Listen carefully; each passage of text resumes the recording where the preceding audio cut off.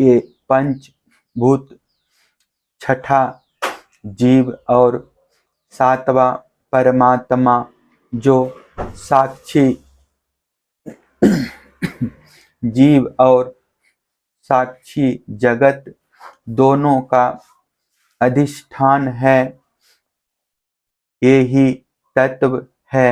देह, इंद्रिय और प्राण आदि की उत्पत्ति तो पंचभूतों से ही हुई है, इसलिए वे इन्हें अलग नहीं गिनते। जो लोग केवल छह तत्व स्वीकार करते हैं वे कहते हैं कि पांच भूत है और छठा है परम पुरुष परमात्मा। वह परमात्मा अपने बनाए हुए पंचभूतों से युक्त होकर देह आदि की सृष्टि करता है और उनमें जीव रूप से प्रवेश करता है। इस मत के अनुसार जीव का परमात्मा में और शरीर आदि का पंचभूतों में समावेश हो जाता है। जो लोग कारण के रूप में चार ही तत्व स्वीकार करते हैं वे कहते हैं कि आत्मा से तेज, जल और पृथ्वी की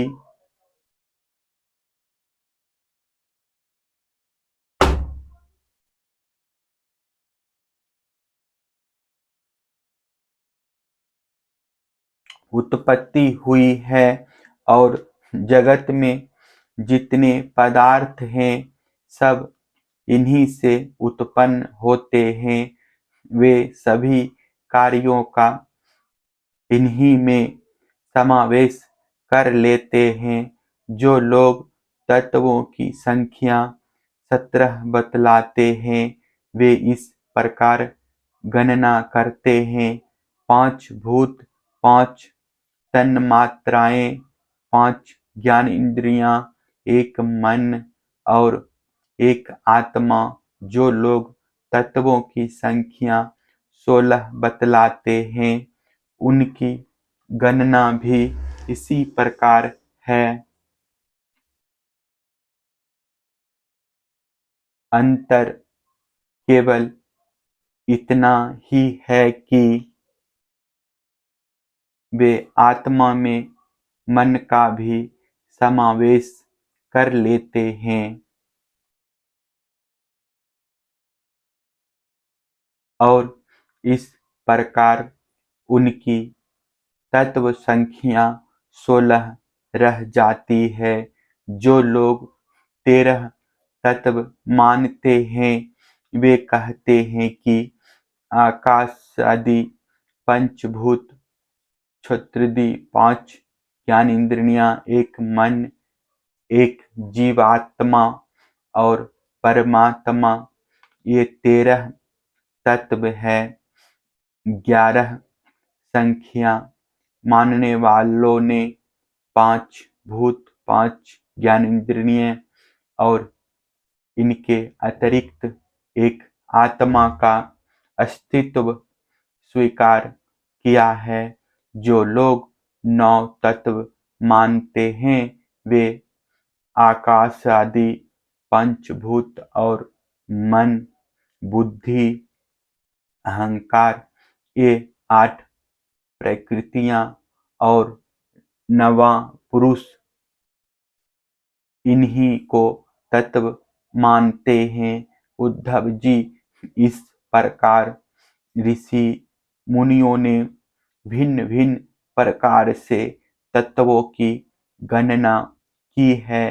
सबका कहना उचित ही है क्योंकि सबकी संख्या युक्ति युक्त है। जो लोग तत्वज्ञानी हैं उन्हें किसी भी मत में बुराई नहीं दिखती। उनके लिए तो सब कुछ ठीक ही है। उद्धव जी ने कहा, श्याम सुंदर, यद्यपि स्वरूपतः प्रकृति और पुरुष दोनों एक दूसरों से सर्वथा भिन्न हैं, तथापि वे आपस में इतने घुल मिल गए हैं कि साधारणतः उनका भेद नहीं जान पड़ता। प्रकृति में पुरुष और पुरुष में प्रकृति अभिन्न से प्रतीत होते हैं। इनकी भिन्नता स्पष्ट कैसे हो? कमल नयन श्री कृष्ण, मेरे हृदय में इनकी भिन्नता और अभिन्नता को लेकर बहुत बड़ा संदेह है। आप तो सर्वज्ञ हैं, अपनी युक्ति युक्त वाणी से मेरे संदेह का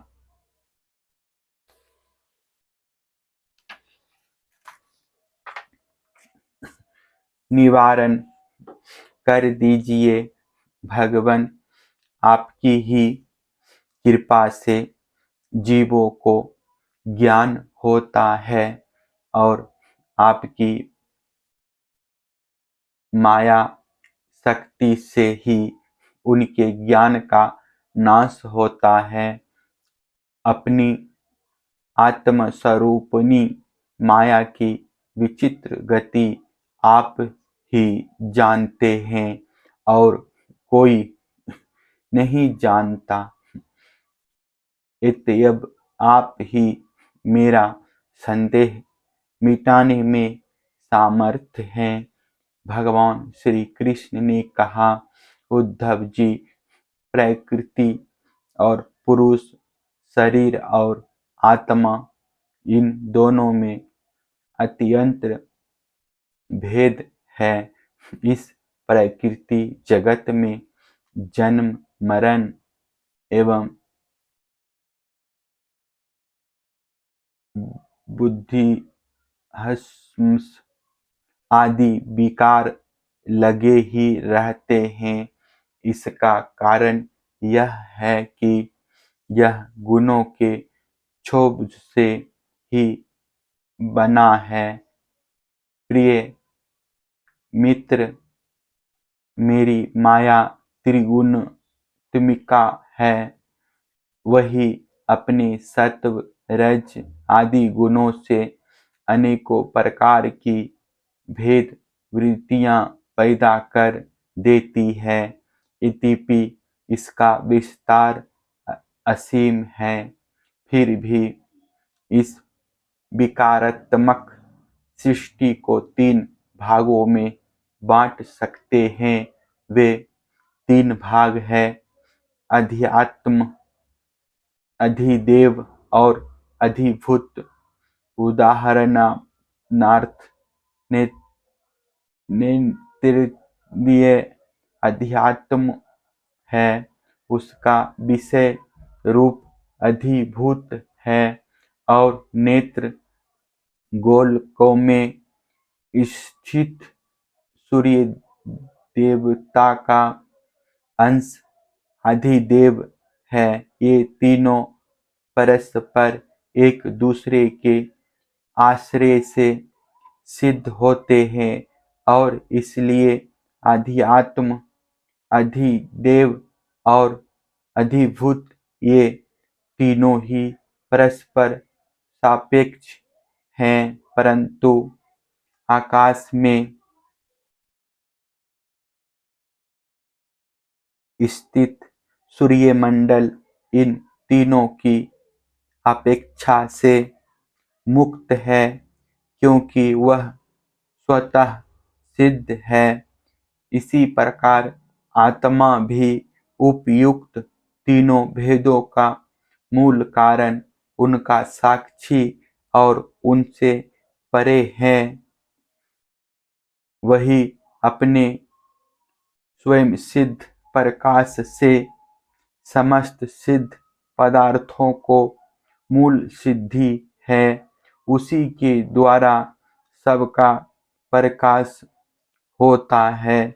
जिस प्रकार चक्षु के 3 भेद बताए गए, उसी प्रकार त्वचा, श्रोत्र, जिह्वा, नासिका और चित्त आदि के भी 3 3 भेद हैं।